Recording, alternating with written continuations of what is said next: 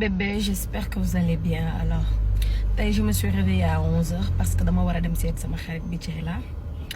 Mais avant loolu daa am lu ma leen bëggoon raconter. Dama génn xam nga man dama bëgg lekku mbedd naturellement et tout. Donc ma ram benn mère buy jaay ton ma xam ne mère bi lu saf la war a jaay normalement. Donc ma wàcc jënd affaire yu noonu dugg sama oto di lekk.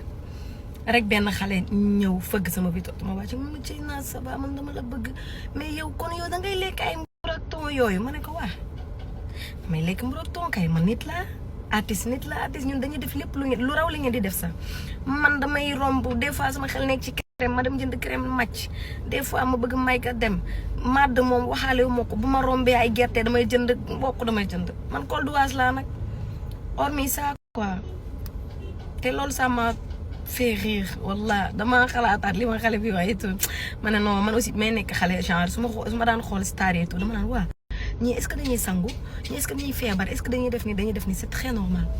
Bisous. En passant ton baa ngi nii ton bu saf la